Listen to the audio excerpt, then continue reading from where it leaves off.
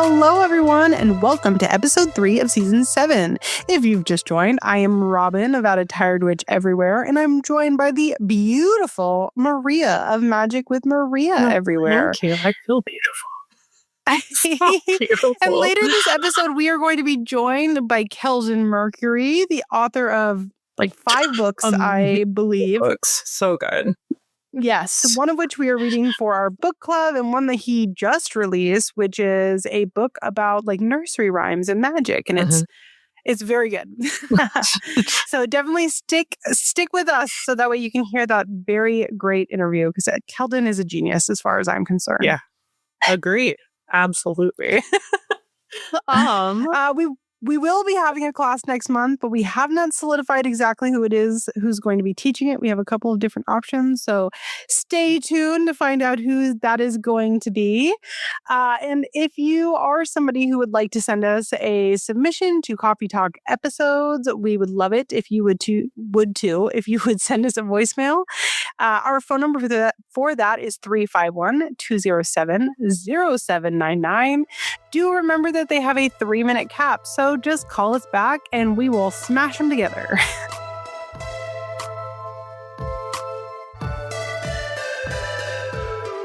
If you've just joined us, every single week we talk about upcoming astrological phases. This season, we're doing things a little bit different. We are talking about astrological transits instead of lunar phases. So if you are somebody who specifically works with lunar phases, I do encourage you to head back to the previous 6 seasons and find the lunar phase at which we are at, so that way you can utilize it. Now, that being said, we have 5 between now and the next episode. The first is going to be on March 2nd. That is Mars entering Pisces. Now, that being said, Mars entering Pisces is happening on March 2nd. This is all about soft, like, communication. It takes like any kind of drive that we have going on and gives it a significantly softer edge because we can be driven while simultaneously, I don't know, being a little bit more compassionate, a little bit more intuitive. It would be my recommendation that if you are going to utilize Mars entering Pisces, this might be a good time to kind of soften our relationships at work, that maybe we can meet each other with a little bit more compassion and understanding, and that includes people understanding you. Our next is going to be a total lunar eclipse. This will be in Virgo. That is the following day on March 3rd. This is, first of all, eclipses in general are very nuanced, very complicated. I'm not going to tell you if you should use them, if you shouldn't use them. That's your business. That's your decision to make. Eclipses have a very torrid history and a very mixed bag of whether or not you should or shouldn't use something. So I'm not here to police your witchcraft. But what I will say is that if you do choose to utilize the lunar eclipse in Virgo, this is all about kind of accelerating major endings and major shifts. This kind of puts you in a position where you can say, hey, I am ready to take that leap to cut off that family member. Hey, I'm ready to finally quit my job. I'm ready to break up with that partner, end that relationship. This is the full moon to kind of set yourself for your best success. Then on March 6th, we have Venus entering Aries.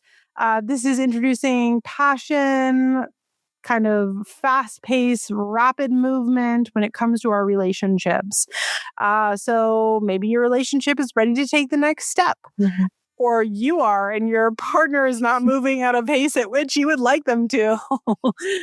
This is the time to do spell work to kind of put a little fire under their ass. That being said, do have nuance and consideration when it comes to this kind of spell work and how it might affect things. So when we want a healthy, successful relationship, it does not start with a kidnapping.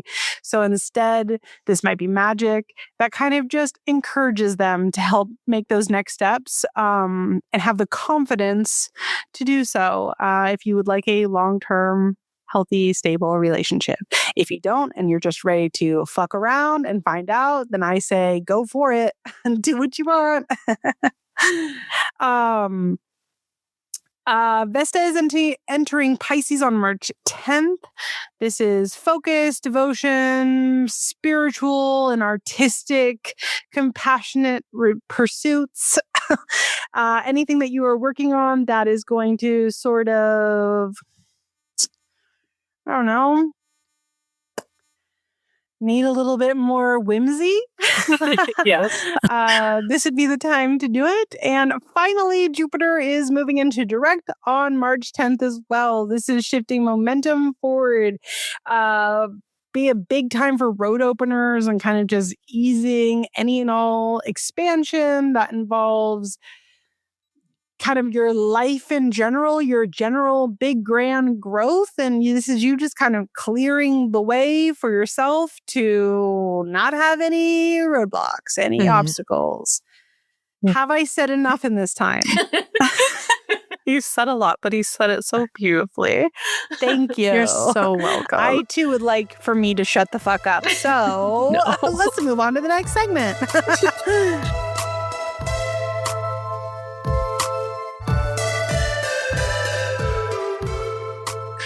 So every podcast we talk about tarot cards. In the past, we have gone over individual meanings of cards, and we have gone over whole sections in tarots, going through the aces, the court cards, the major arcana, the minor arcana, and telling you what all those were about. And last season, we went over themes, like just themes that we see in tarot, like friendship, love, and what cards might point that out. This season, we're kind of... 2 seasons ago. That was 2 seasons ago, babe. Jesus. It's been long, okay? All the years blend together at this point. But anyways. Listen. But this season, we're kind of returning back to our roots. Oh, and last season, apparently. Returning back to our roots and pulling individual cards. But this time, with a twist, we are pulling for just kind of for the collective and seeing what those cards mean currently. And sometimes it might not resonate with you, and that is okay. It might resonate with her for a whole bunch of other people. But let's go ahead and see what the cards have to say this week.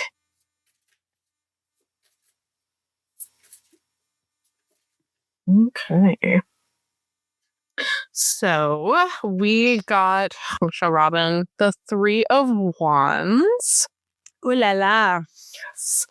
This to me shows finally seeing some progress on our journeys when it comes to growth, when it comes to exploring our passions, or even just going out there and going on new adventures. Like, maybe you're going on a trip. Maybe you are planning to try something new. But it's kind of still like visualizing it more than actively like going into the thick of things. And it's really up to us to go ahead and just go for it. We can't just expect for these things to come to us. When the day, let's say that you are planning to go and do something with a group of people, like during the weekend, and then the weekend comes and you're like, I'm so exhausted because of work and everything going on. Like, I'm really not feeling up to it. And then you miss out probably on like a really fun experience when you could have like done the experience being like, wow, I'm really glad I went. And it's just kind of like inviting you like to go ahead and explore. You already made this plan. Go out and try it. Who knows what like opportunities await you if you actually go out and explore them. It makes me think of Yo Gabba Gabba. Try it. You'll like it. I miss Yo Gabba Gabba when the witchling was little. So good. Yeah. How about you? How do you see it? For the 3 of Wands, I don't really know that I have a lot extra to say, but what I will say is, while you have the try it, you'll like mentality, and I'm not saying you shouldn't try it and that you won't like it, but what I am saying is that when there are these kind of forks in the road ahead of us, I always tell clients when it's in tarot readings that nothing is set in stone, because we will have these 3 of Wands moments where you can continue on the path that you're on or pick a different one. And so it's never going to be a concrete thing, because maybe tomorrow you'll put yourself in a position where you're like, you know what? I've always done it this way. I'm going to try something else and see how it goes. If you're in a stuck in a rut type of situation and you get the 3 of Wands, to me, it is a big sign that this is your way to kind of shift your fates. Mhm. And yes, there are the 3 options ahead of you, one of which is a worse path and it's going to not work out at all for you. Mhm. One of them is staying the same and one of them is going something that is totally new and exciting and great and is going to put you in a better position. Mhm. So why not roll that dice, right? Yeah. Even if it doesn't work out, you still learned something that doesn't work. And Knowledge you're is like, so hey, important. actually that path sucks. Let's not do I'm going that to go again. the other way. Exactly. Absolutely. It's an opportunity is how I look at it. An Mhm. opportunity to put yourself in a position that is better. And yes, it might not work out and it might be bad, but the only way to find out is to try.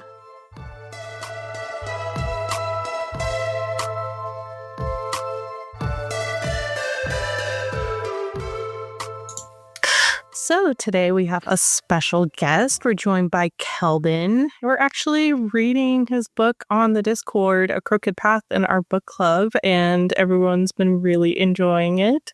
But yeah, go ahead and tell us a little bit about yourself. Sure. So I'm Kelden. I am a witch, a folklorist, and a mental health practitioner. Those are my sort of 3 big things about me. It's always so good to see a witch in the therapy space. And Yes. yeah, giving room for people with alternative religious viewpoints or spiritual viewpoints. Yeah. You're also a 3 times author, right? It's 3 times? I think I'm up to 5. Oh, okay. Look at me not being up to date with your work. Okay. Somebody should cancel her. Whose podcast is this? Well, first of all, thank you so much for joining us. I'm very glad that you're here. Thank you for having me. Yeah, you're welcome. You also recently just sent Maria and I both copies of it's your latest book, right? Yes. Okay, good. See, I do know what's going on, guys. Which is the Mother Goose's Book of Spells, which is very exciting. And we will talk about that in a minute. But before we get to that portion of our little hangout today, if you were telling our listeners who have no idea who you are, they've never heard anything about you or anything about magic that you practice, how would you describe traditional witchcraft and how it involves folklore? Mm-hmm. So my little joke, which is not a joke, is that traditional witchcraft is actually a really unhelpful term because it's really loaded. And before we even get into the weeds of defining it, we have to confront this word traditional that has a lot of preconceived notions about it. Those typically being that something traditional is really old and something that has not changed over that course of time. This is fundamentally not true. That's not actually how traditions work, especially through a folklore lens. But traditional witchcraft is essentially non-Wiccan forms of witchcraft. When we think about the modern witchcraft revival happening in the mid-20th century, there's a handful of sources that people are pulling from, right? People who are looking to develop some form of witchcraft practice. And these really form the root system of the tree that is contemporary witchcraft. Those roots include things like ceremonial magic texts, folk magic traditions, mythology, broader folklore, witch trial transcripts. There's a collection of frequently cited books like Margaret Murray's The Witch Cult in Western Europe, or Charles Leland's Aradia, Gospel of the Witches. And so people are pulling from these sources. They're developing practices. The tree is growing, and as it grows, it really splits into 2 main avenues. On one hand, you have what we know today as Wicca, and Wicca broadly leans more into the ceremonial side of things. Right? It's pulling a lot more from the current of Western esotericism. Whereas traditional witchcraft, that other avenue, leans more into folklore, really looking at things like ancestral folkways, as well as witch trial transcripts and broader mythological, legendary witchcraft ideas to inspire and influence modern practice. So traditional witchcraft essentially is non-Wiccan witchcraft. It's an umbrella term for a variety of different group and individual traditions that pull from folkloric sources. I think it's really important that you brought up that Wicca does derive so much of its like path workings from ceremonial magic, because I don't think a lot of people recognize that. And ceremonial magic has incidentally become such a huge framework of modern witchcraft, at least as we see it in like online spaces. And I don't think a lot of people recognize that. Mm-hmm. You know, we love to have conversations around Crowley, and I'm not saying that those critiques are good or bad, but what I am saying is that I think a lot of people don't realize that they can thank, air quote there, Crowley for a lot of the influence that is, you know, common gnosis of what is the term that people like using now? Eclectic witchcraft, eclectic witches. And I don't think a lot of people recognize that. So I think it's really important that you brought it up. Yeah. And I also like how you touched on traditional, like we're always like, there's modern folklore and like new traditions happening all the time. And I think that's so important to talk about. Yeah. So the book that I released prior to this one, Hickety Pickety, which is a witch's guide to folklore, that was a huge part in that book, was really breaking down kind of the essence of folklore and folklore studies, because that is such a big thing. It's always been a big part of contemporary witchcraft, but I think more and more people are really turning to folklore. And it's important that we have an understanding about what some of these terms mean. And tradition is one of them, right? Traditions are started all the time. They're not defined by their age. Age can certainly play a role, but it's not necessarily the defining feature. The defining feature of a tradition is that it's passed on, and that can happen in all kinds of different time frames. Absolutely. And in all kinds of different situations too. I could pass something on to Maria that she then brings into her practice as like an annual thing. And just because she's not my child, that doesn't mean I'm not passing something on to her. And I think a lot of people miss the nuances in those little things. Absolutely. Yeah. So your most recent book, Mother Goose's Book of Spells, is a perfect example of how important our inner child is towards our crafts. And can you explain the inspiration behind using nursery rhymes, aka like our childhood folklore, for your spell book? Yeah, I love the idea of allowing our inner child to play. I think sometimes we forget that witchcraft and magic can be fun. It doesn't have to be all like cloak and dagger all the time. There can be... There's definitely a place for that, but it doesn't have to be the end all be all. When I think about some of my favorite parts of witchcraft, it is that fun. And nursery rhymes are a way of creating incantations and spells and verbal charms.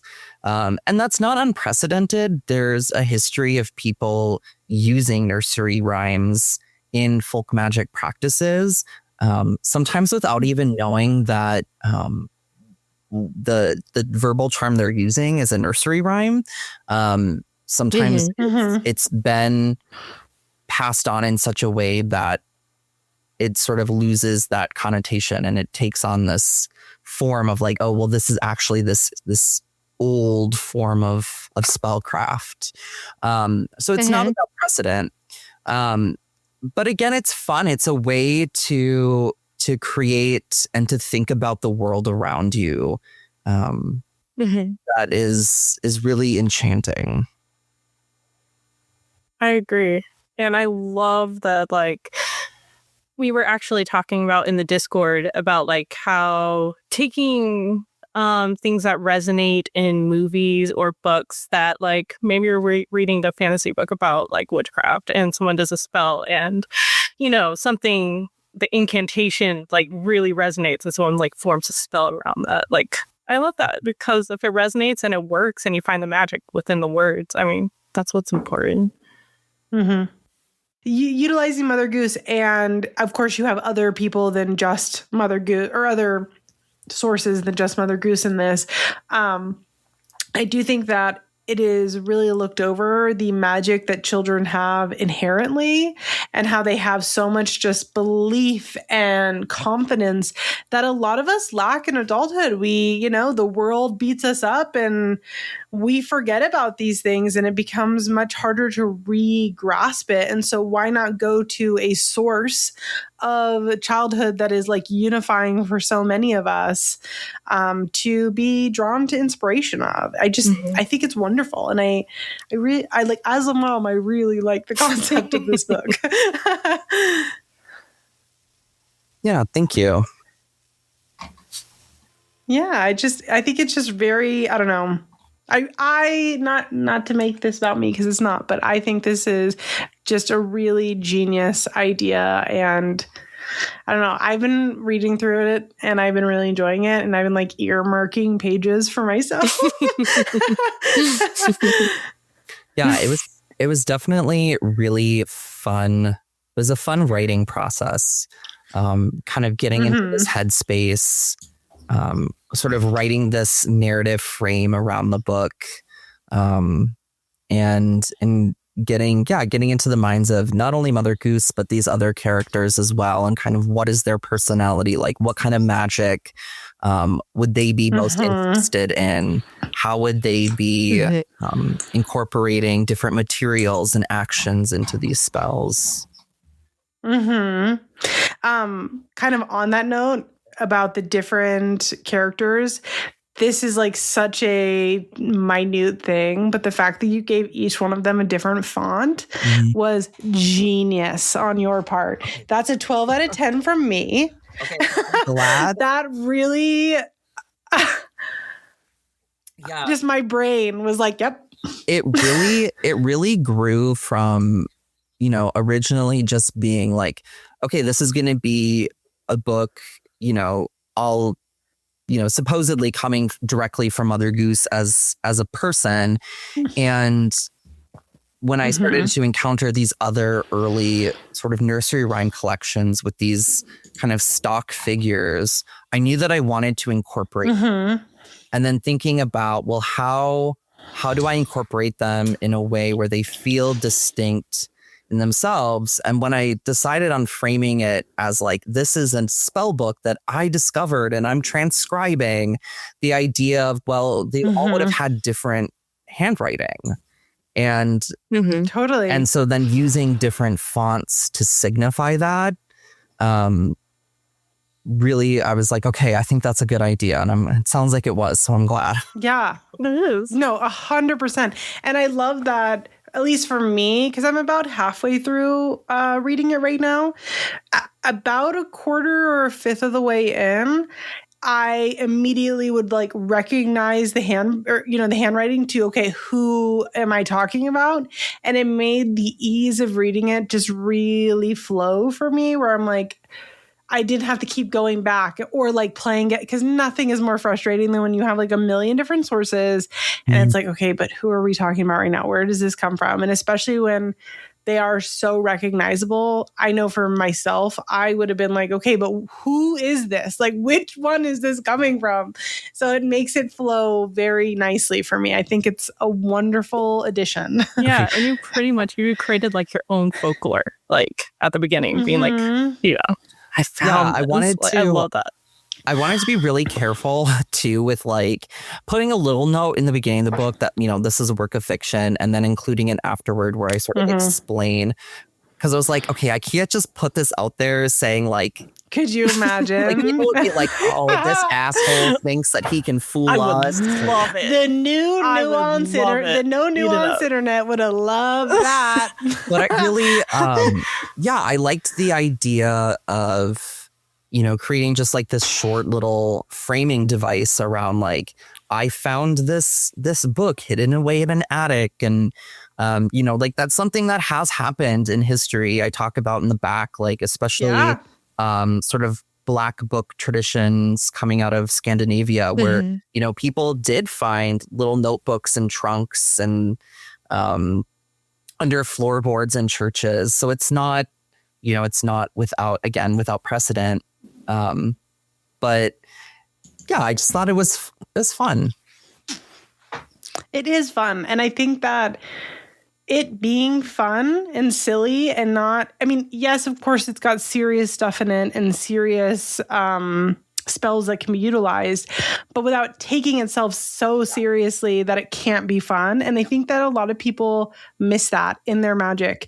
We've like fallen into this, I'm going to call it purity culture, but I know that's the wrong phrasing. We have fallen into this purity culture mindset on the internet where, people from their books, from their podcasts, from their YouTubes, wherever they are sourcing their mentorship and education, that if it's not taken so like stone cold seriously, that is somehow less than. And I think that this book does a good job of capturing both the seriousness of spells while also being playful and fun and utilizing something that as the people, we all recognize and know.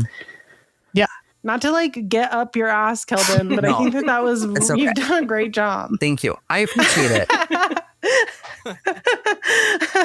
So on that note, to get us back on track here, so on the note of part of what we love about this book is that there are these types of spells that are very serious, but they utilize things like word witchery, and there'll be some mixed in that have little to no ingredients, which is very, helpful, especially when you have people who have low spoons or for whatever reason they have very little they can utilize in their life in terms of like sourcing ingredients for, whatever reason.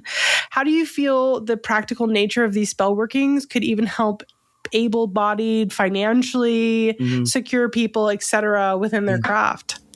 I mean, I think everyone benefits from spellcraft that is accessible. If you have the spoons and you have the finances to use a lot of ingredients or to source, very mystical, rare, exotic things, like that's cool. But, when I think about folk magic and folk witchery, it's about getting stuff done. And at the end of the day, what do you have on hand that just gets shit done? And so I think everyone can benefit from that. I also think that when we encounter spells like this, where it's low supply, low demand, it also challenges the way that we're thinking about magic overall. I think, going off of what you're saying about like things are often assumed to be very like stone cold and serious. We often assume that magic has to be very complicated. And sometimes it can be, but it doesn't always have to be. And one of the other things too is, I think we see this a lot on the internet where people will like post about like, oh, I want to do this spell, but I don't have this thing. Could I try this thing? And in my mind, I always just want to like reach out to those people and be like, well, fuck around and find out. Like experiment. Like, where I think back to maybe like some Silver Ravenwolf books where she talks about, like witchcraft is a science and an art, right? And I think that's the science part of it, is like experiment, try things. We're sometimes maybe too afraid to do that. And so, I think woven into this book is some of that, there's alternate things you could try. I sort of include these little annotations from myself, and a lot of them are about, I tried using this instead. And there's an example in there where I'm like, I tried using this and it didn't work. Or I tried using this and it really did work. So I think everyone benefits. Yeah. I also think that is part of the beauty of folk magic in general is it's all about utilizing what you have. And I think that when we kind of touch back to our first question about traditional magic, traditionally speaking, we utilize what we had. Candles are used not because they were, these exotic things that you could gather. It's because that's how people had light in their house. And I think that people, we forget that sometimes, and we forget that these moments come up because we are utilizing what we have. And why shouldn't you fuck around and find out, Play with it. That's the whole point of things like grimoires and books of shadows. So you can take notes and treat it like a science experiment. Because why shouldn't you? The TV has people way too afraid to experiment. They think that their house is going to get possessed by some grand demon if they use rosemary instead of lavender. Right. And I tell people all the time. It reminds me of the books, the Crone's Book of Words, which was a favorite when I was growing up. Just the simplicity of it kind of goes back to that spell, just getting a book of spells, and not just any spells, but spells you can actually do. And, I don't know. It was just, I really appreciate that sort of thing. I think I still have my Crone's Book of Words from 25 years ago over there, and it is crumbling to ash. So I think that's the only book I still have from when I was a teenager, and it is falling apart.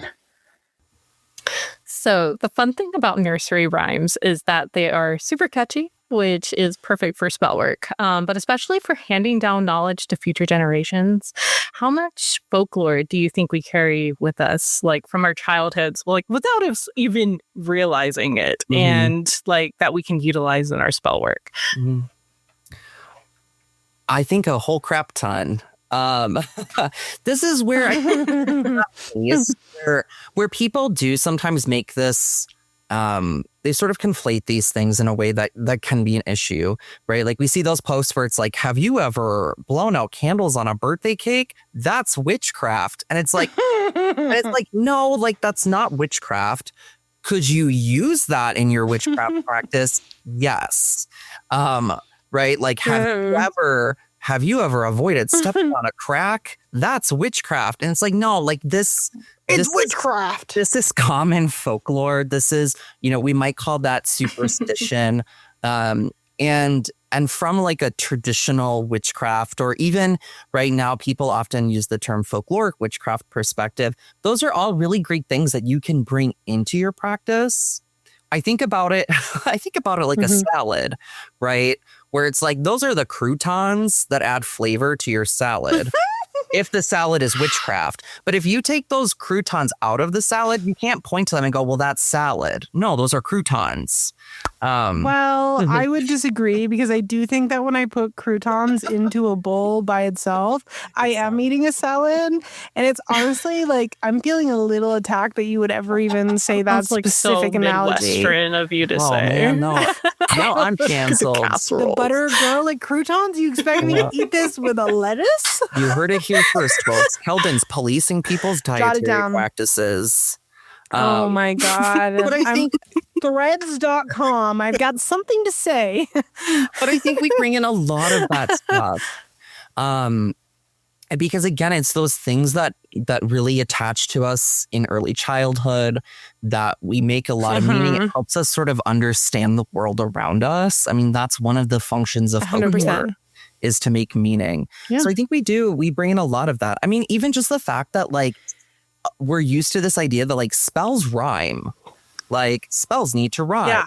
And I think some of us maybe get that through the avenue of popular media, right? So like I grew up watching Charmed. Mhm. I think that's more than likely where I learned the idea that spells rhyme. Right. But where did they get that notion from? Where did those people get that notion from? And I think we can really bring that back to nursery rhymes. I also think too, I mean, I love that. this is not specifically about nursery rhymes, but kind of going back to the Wicca influence of things. I don't think people realize how much Doreen Valiente actually had an impact in our modern witchcraft because she was a poet. And I think people don't realize that these things come from like a singular figurehead that you probably have never even heard of. It's really, unless you are a Wiccan or a nerd. It's really sad to me that is something that happens. Not only just from like the perspective of like someone who loves history, but also someone who has a framed picture of Doreen Valiente because she's my hero. I've been doing these sort of research surveys on different groups' perspectives on other groups within witchcraft. And it's interesting because a lot of people who critique Wicca, both in ways that are, well-rounded and founded and others that maybe not, there's this tendency to really point to Gerald Gardner while ignoring the contributions of people like Doreen Valiente and other women who were part of those original covens. Once again, occult bros erasing women throughout history. Like, we can talk on this for hours because Maria's already like braced for my soapbox, and I will not do it, Maria. I won't. on that soapbox too. Nobody hates an occult bro who minimizes and hates women more than this guy right here. It's probably the most annoying part of me being allowed access to the internet. But it's like such a great example of the fact that we focus on singular things from any group of people, and there's just such a rich and vibrant history that gets ignored. Which then brings us back to what we're talking about here today, which is nursery rhymes.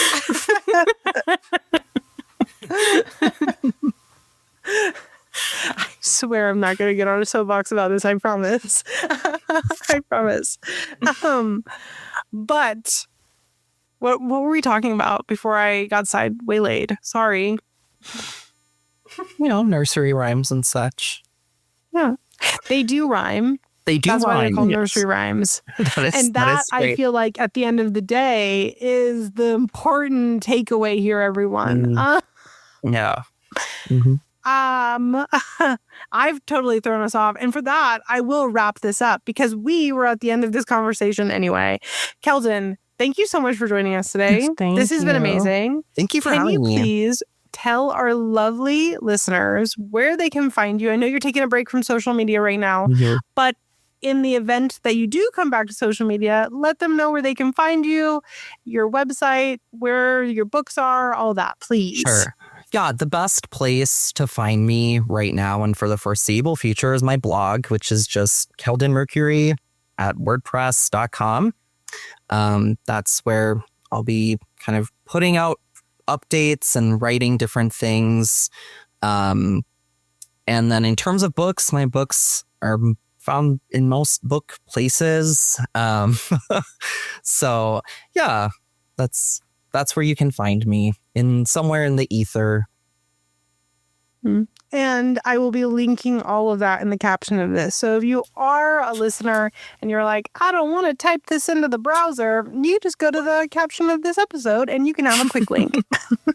Well, thank you, Kelden, for joining us. Thank you.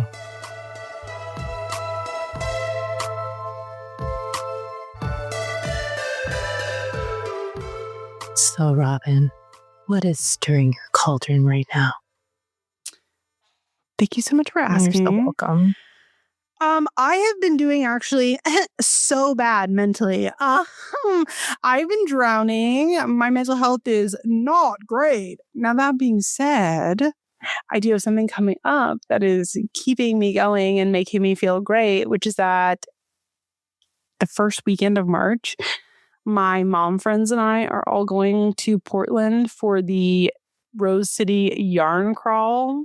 So fun. And it's keeping me going. So if you're in the Portland area and you want to irritate me, and I'd say that with love, I actually won't be irritated. I mean, if you want to like scare me in my, defenses down, yarn nerd, state. I'm going to be in Portland from Thursday through Sunday, and I'm really excited. I'm so excited. I'm going to do a bunch of yarn shopping. I am going to not have my kids, so nobody's going to ask me for anything, which is not true. One of my friends is bringing her daughter. So we're going to be having like a little throuple lesbian mom, one child moment. Which I'm actually so excited for. And I know that little girl's not going to let me put her down because I love her and she loves me and we're best friends. Anyway, all that to say, that is keeping me going and making me very excited. And if you do see me in Portland that weekend, come say hi. I would love to see you. I'd love to say hi. Don't be weird and text me on Instagram afterwards and be like, I saw you. No, what Robyn is that saying. Actually, I don't like. I do like you walking up to me and saying hello. I don't like feeling like I was watched. This means you should wear a t-shirt with Robyn's face all over it and be like, can you sign my shirt, queen? And that would make me throw up, actually. And I don't like that. And you will embarrass me in front of my friends. Please don't do that. And then on the back, it says Robyn's biggest fan. Do not do that under any circumstances. Thank you. But yeah, if you see me out, please come say hello. Yeah, I would love that. That would make me very happy. So anyway.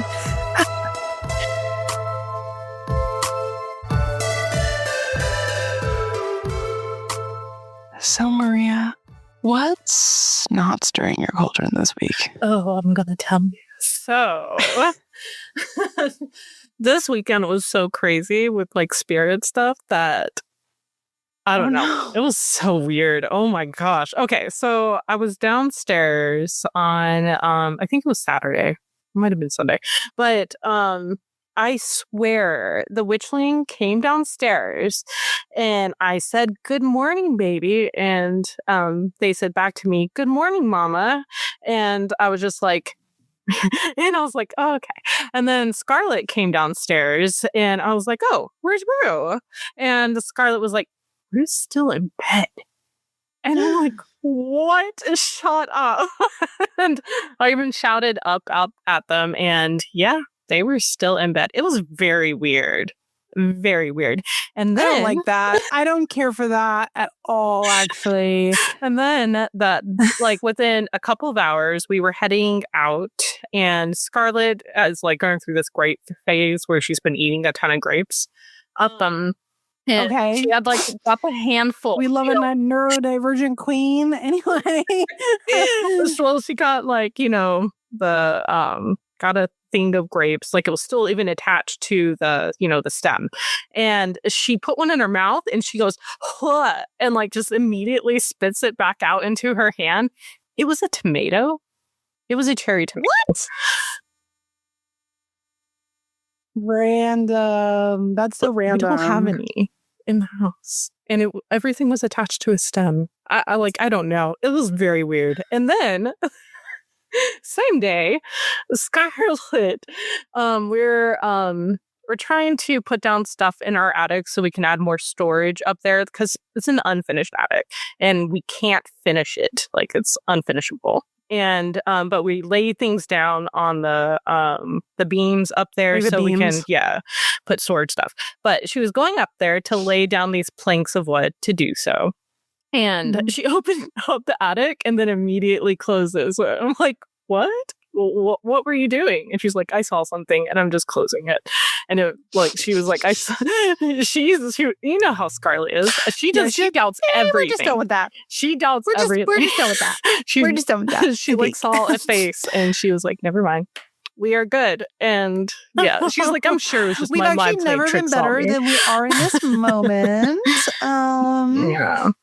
So we're going to boot scoot boogie away from that. Yeah. Thank you. So yeah, that's not stirring my cauldron because that was a crazy day. And things have not been like that for a very long time. And usually it's been spread out better. Not in one day. I don't know. Maybe something was up for the day. Well, I cleansed the house. Good. I put out more offerings for the house spirits and being like, okay, hope everything is good. Move it along. Thanks, gang.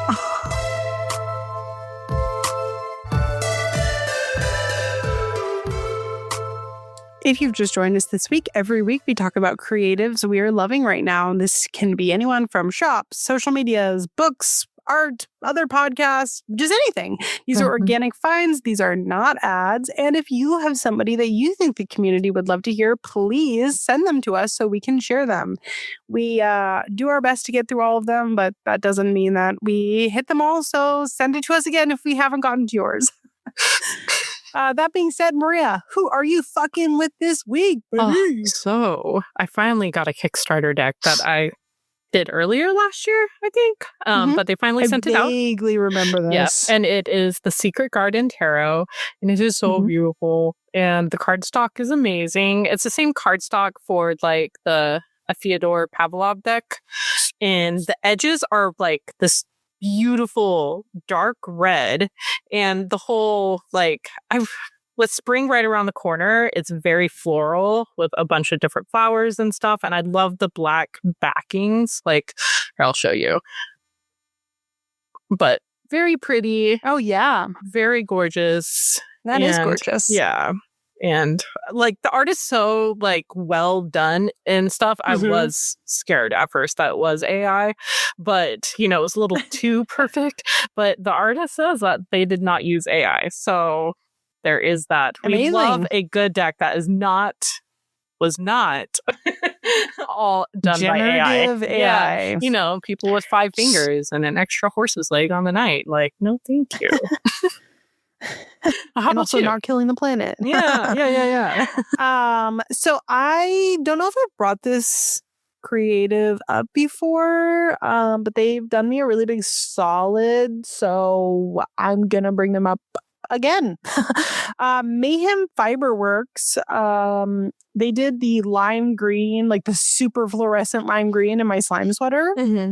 They have made me a 3D glasses inspired yarn for a sweater that I would really like to that I'm planning to make for myself. That's going to be like a trippy checkerboard turns to like wave. I don't know. I'll have to show it to you. Yes, please. When I get there. But the idea of it is that it is 3D glasses and like, I forget what it's called. But 3D glasses inspired, and they made me this custom yarn for it. And then I was like, well, let's promote this as like a collaborative effort, so that way you like, it's great. They've done a great job. So why shouldn't other people buy this if they're into cool, crazy stuff like me? So anyway, I'm very excited about it. That sounds really cool. What a unique idea. I'm really excited about it. it. I can't wait for it to get here. I'm going to be showing it off like a man with his fish. Yes. I'm just so excited. Fair. So the listener choice this week is a creator called Hiddenhouses. Specifically, they did a post with like rats. And for those of you who are in the Discord or you know anything about the Discord, we have this like running kind of Discord joke about rats and how everyone is a bunch of little rats. They do like possum artwork and rat artwork. It's all stained glass stuff. It is very, very cute. I really am into, they've done like a series of possums wearing different hats. So there's like a party hat one, a cowboy hat one. No, they're very cute. I'm super into it. Yeah. It's so cute. And it's so like Coffee and Cauldron's Discord coded. I love the owl ones. Owl ones are beautiful. So cute. So cute. There's like a mouse and a cowboy hat on one of them. That's very good. So cute.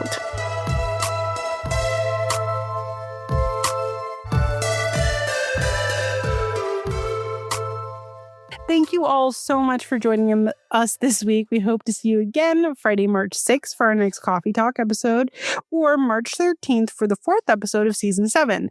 You can keep an eye out on our social media or head to our website, coffeeandcauldrons.com, to find out more information and see what we're up to. And don't forget to join us at the end of next month for our next class with a to-be-determined instructor. We got a couple great options, so we'll see which one aligns best. Yes. And additionally, our Patreon, Magical Beginnings, offers our special 25-minute part 2 episode, a huge library of articles about witchcraft, a Discord community full of fun events and discussions, like we're literally having book club this Friday. And we just had a class. I mean, come on. And we even have tiers that offer one-on-one conversations with Robyn and myself. And if you don't want to have a conversation, we can pull some cards for you. Like, it's completely up to you. Which is a conversation of sorts. Yeah. And please, if you are loving our sexy, sensual, chef's kiss voices, take a moment to review us on whatever streaming service you are tuning in from, such as Apple Podcasts or Spotify or somewhere else. We love reading your reviews and rating us with 5 stars, but rating us at all helps us to be seen by others. Thank you to everyone who already has and everyone who will in the future. We appreciate you. And again, this is Coffee and Cauldrons with Robyn from At a Tired Witch Everywhere and Maria from Magic with Maria Everywhere. Ready? You ready? Yep.